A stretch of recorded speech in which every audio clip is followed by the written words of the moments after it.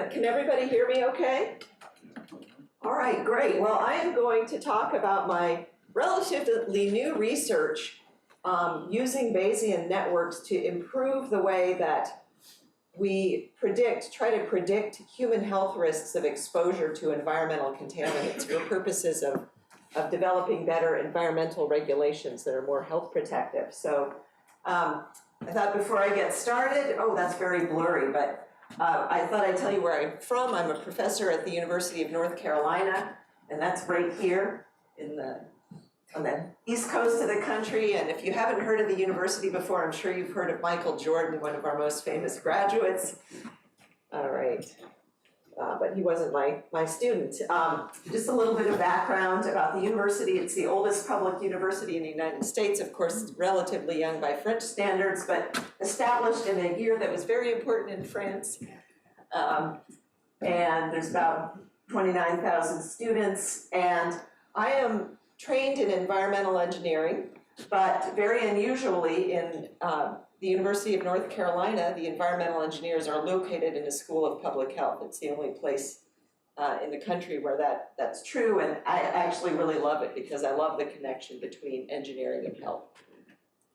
A little bit more about me. So my research really uses quantitative tools to try to inform policymakers so they can make better decisions. Probably a lot of you do similar kind of work here, just giving decision makers quantitative information so they can make better decisions. My background, I have a dual PhD from Carnegie Mellon University in civil and environmental engineering, and a really neat multidisciplinary program called Engineering and Public Policy that's all about learning quantitative tools, again, to improve decision making. And I also have a background in math, so I really love math, like a lot of folks here. So I feel very at home in this room full of fellow nerds. I first learned about Bayesian networks actually in a class that was required of all the first year PhD students in engineering and public policy at Carnegie Mellon. It was like kind of a seminar course where each lecture talked about one different tool that you might use. So we had one lecture on Bayesian networks, and this was the paper we were given to read. Bayesian networks without tears. And this was back in 2003, and I have to say, really, the article really didn't do its job so well, but BayesiaLab has definitely made it possible to use Bayesian networks without tears.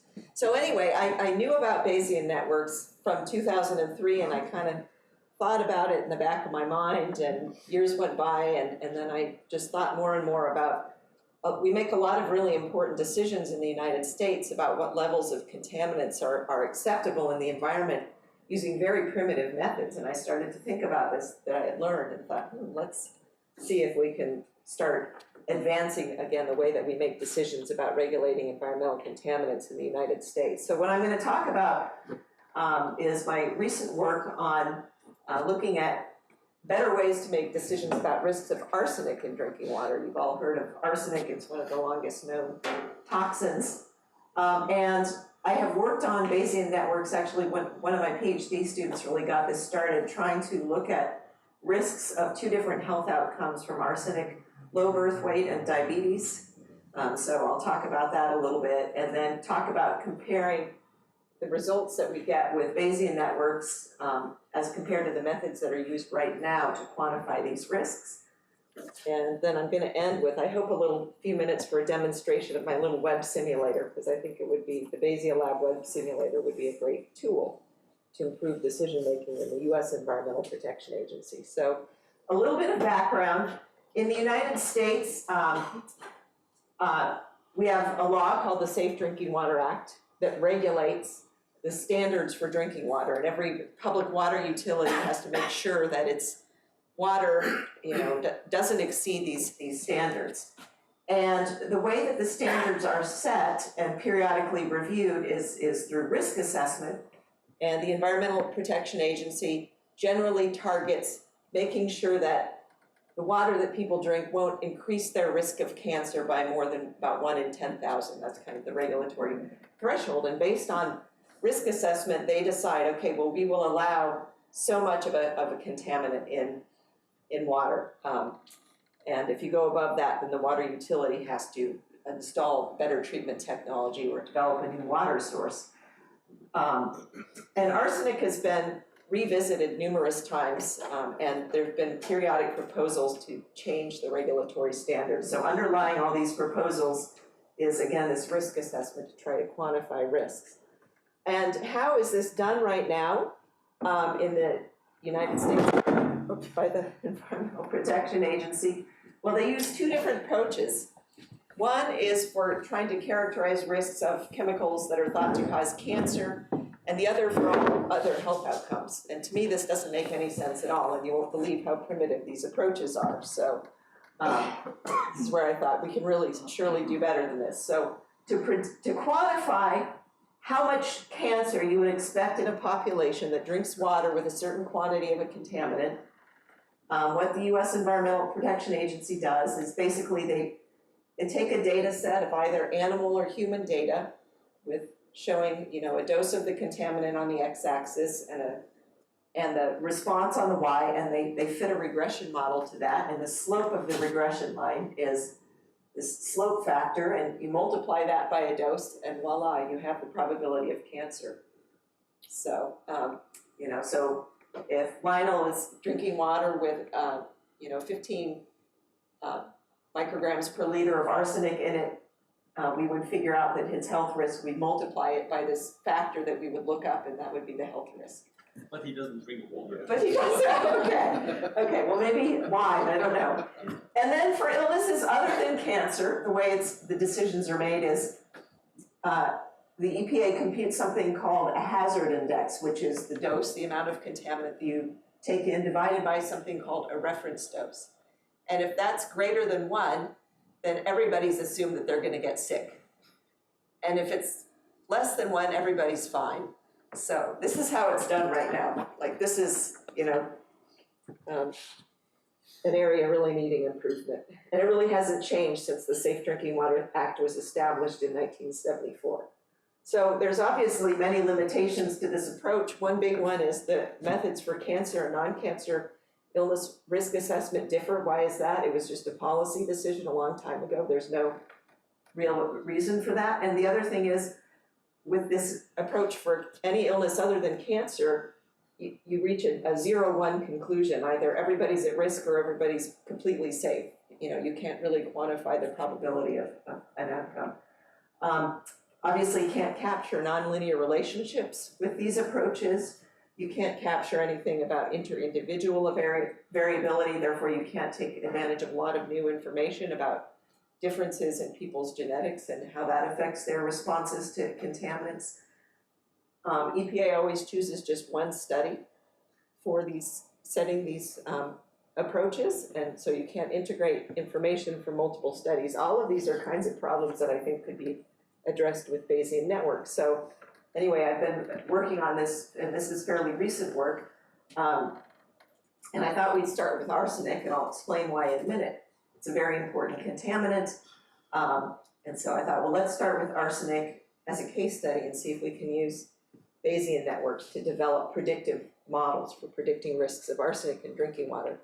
Arsenic, again, it's one of the oldest known toxins. It has many health effects.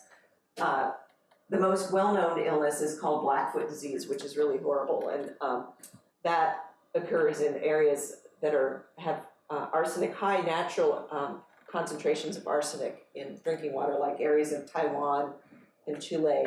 But you have to have really high concentrations for this to occur.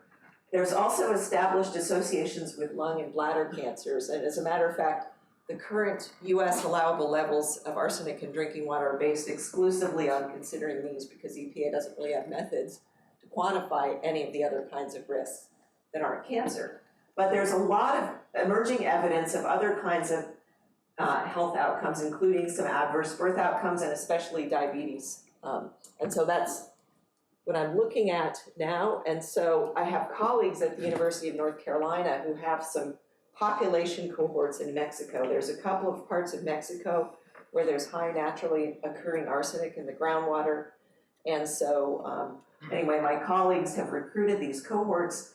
One cohort in the state of Durango in Mexico was 200 mothers, and they were followed before their infants were born and after their infants were born. to look at birth weight and its associations with arsenic, and another in the state of Chihuahua, which is about 1,000 adults, and their exposures to arsenic were characterized, and also their diabetes status. So those are the two data sets. So again, these are nice data sets to work with, a little bit small for many of you, but it's a place to start. So my colleagues had just used ordinarily statistical regression approaches to look at, explore these data sets, and the one looking at birth weight found an association not between arsenic and drinking water, but they found that as monomethylated arsenic in drinking water, in urine, increased, baby's birth weight decreased. So people have different ways of metabolizing. There's the genetic variation in how people metabolize arsenic, and this leads to different amounts if you ingest arsenic. Some people are very efficient metabolizers, and so they have more of a certain kind of arsenic than others. So inorganic arsenic, when you ingest it, is methylated, and anyway, if you're a person whose body creates a lot of monomethylated arsenic, then their research showed there was a decrease in birth weight associated with that. So again, this shows that there's differences in human populations, metabolic capabilities, genetics, and so on that affect risks, and the current methods don't account for that. So the second cohort, actually, my colleagues had looked also using just regular regression techniques and found that kind of the opposite situation as for birth weight. As monomethylated arsenic increased, the risk of diabetes decreased, and as dimethylated arsenic increased, the risk of diabetes increased. So there have been some previous analyses, but just using logistic regressions on these data sets. And so our first one we got started with was this small birth weight cohort, and what we did was look at, can we predict with a Bayesian network model the effects of arsenic exposure on birth weight. And one of my students, Joe Zabinski, did this work and looked at whether, again, we can build a model that predicts whether babies will be born here in this lower quartile of birth weight. For diabetes, again, we looked at developing a model that would predict diabetes and how diabetes was defined. My colleagues did all that work, but it's basically according to guidelines of the World Health Organization. And so for both of these models, for the low birth weight one, we were really just getting started, didn't know what we were doing too much, and we sat down with my colleagues in the School of Public Health who recruited these cohorts, and they kind of drew the Bayesian network. And then we just used their data set to learn the parameters, so that wasn't very sophisticated. With the diabetes work, which is more recent, we had actually a large number of variables that they had collected data on, and we used BayesiaLab unsupervised learning to kind of reduce and figure out which were the important ones that we should consider including in the model, reduced this to 11 variables, and then we used automatic learning methods from BayesiaLab to develop this model. All right. And then we compared our results, our prediction, how well do our models predict who's going to be a low birth weight baby or who's going to have diabetes, and compared to what would happen if we use the approach that EPA uses right now. And just I'll give you a little bit more detail about this. Right now what EPA does is they pick up a single study, often an animal study, sometimes a human study, depending on what's data's available, and they'll plot the dose of a contaminant that people or animals in the study take in, and then the probability of illness. So each of these would be like a dose group. And for non-cancer effects, what they do is they look at this plot and they say, okay, this is the lowest level at which we don't observe any health effects. It's called the no observed adverse effects level. And then they divide it by an arbitrary uncertainty factor of 3 to get to this reference dose. And then again, the conclusion is that anybody who takes in this much is definitely going to get sick. Anybody who is below this amount definitely is just fine. All right, so that's how they compute this reference dose. And then again, the probability of illness 0 if your dose is down here, and 1 if your dose is up here. very, very primitive. And for cancer effects, how EPA does this is, again, here's another just hypothetical data set. Basically what they'll do is plot a line through the origin, plot a regression line for this to fit the data, and then plot the upper 95% confidence interval on that. And then the slope of this line becomes this slope factor that I told you about before. So then the calculation is made that says, okay, your probability of cancer is the slope of this line times whatever your dose is. And then if that probability for a population is less than 1 in 10,000, EPA says, okay, the regulation is fine. If the probability is more than 1 in 10,000, they say, okay, we may need to tighten the standard. This is roughly how decisions are made. So if we repeat this sort of decision-making approach, looking first at the birth weight data set, what we can see here, this is just a plot for this 200 babies born in Mexico, and here's the arsenic concentration in their mother's drinking water. In red are the babies that are in the lower quartile of birth weight. In green are the ones that are in normal, and in the white ones are large. What you can see is it would be very difficult to establish a level below which there's no concern just based on this kind of a plot. Obviously, we don't have the kind of experimental control for humans that we do in an animal study. So the reference dose would have to be set at 0, meaning everybody's automatically at risk. So that obviously doesn't make any sense. And we developed a regression model, which I won't talk about here, but what we want to compare is how well do these different models predict which baby will be in that lower quartile of birth weight. So the regression model using the EPA approach basically says, well, almost nobody's at risk. So it has a very high, specificity, meaning it basically says almost nobody's at risk, and it's not really detecting any of the actual low birth weight cases. It detected only like 5%. So sensitivity means the ability of a diagnostic test to predict who will be sick. Specificity means how well does it predict who won't be sick.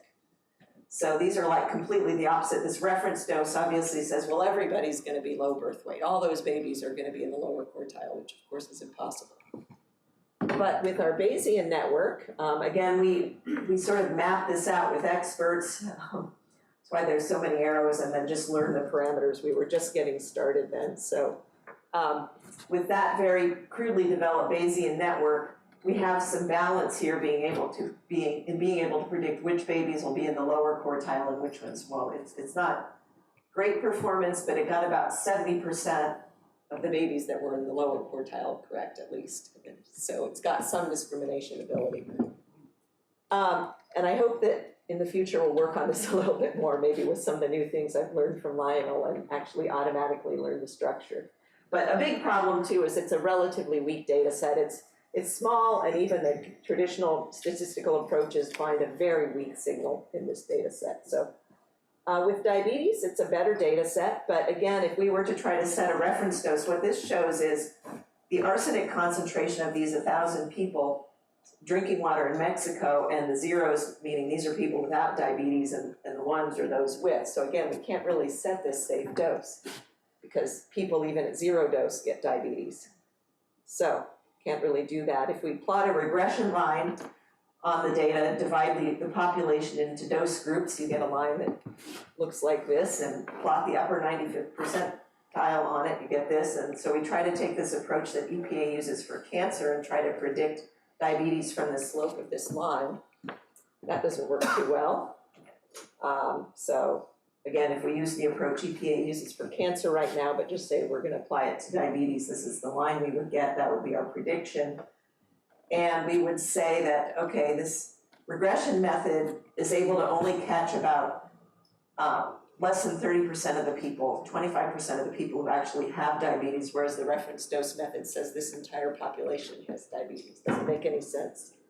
So with the network, we did machine learn this network, and again, I used an unsupervised learning to boil down a much larger set of variables into 11 that seem to have some relationship. And we're doing much better. So this is its performance on a cross-validation. Yeah, that's the cross-validation. And so under cross-validation, this network was able to pick up more than 80% of people with diabetes correctly, and not doing quite as well on those without diabetes. So it's got a pretty high false alarm rate, but at least it does pretty well in picking out who has diabetes. So what I need to do, I wish I had Lionel's brain or Denise's brain or Stefan's knowledge of BayesiaLab, because I think I can push this a little bit farther and do better with this network. It may be that it's overfitted right now. It's working really well on my entire data set, but then on the testing data set, it suffers a little bit. But anyway, let's see. So in conclusion, the current methods that the US EPA uses to make decisions about what levels of chemicals are safe in our drinking water, I think they're sort of they're in the guise of being quantitative methods, but really weak. And I think this would be a great application area for Bayesian networks. I'm going to skip ahead because what I want to do is I sort of have this vision that would be really great. Right now, when risk assessors for the Environmental Protection Agency characterize risks of arsenic, they just go to a website where for every chemical, EPA has, actually I can pull this up, in tiny, tiny print, you have to go through this website and then you'll look this up. So this is for arsenic. You find this little table and it says, okay, the reference dose is 3 × 10⁻⁴, so I'm going to divide my actual dose by this, and that's how I'm going to pick out my non-cancer risk. And then on another page on their website, you can look up the cancer risk, and it's not interactive at all. Again, it's assumed that everybody's at equal risk, but what if instead of that, EPA had something like the web simulator? So this is a web simulator version of the model that I built. And over here, this is the probability that somebody will have diabetes. So in the total population of 1,000 adults, about 16% of people had diabetes. Hopefully this won't lose my connection. I have to log in again because this is so cool. I wanted to show you guys how this works. But what I can do is I can say, okay, here's arsenic in drinking water, and I can, use this little slider and see what happens. What if I move this up to the highest levels that were observed in this population? Well, the probability of diabetes has gone up to about 25%. What if I say, in this case, the bad guy is dimethylated arsenic. Makes people more at risk if you have a lot of that. So what if I slide that all the way up? I think that's the one that's bad.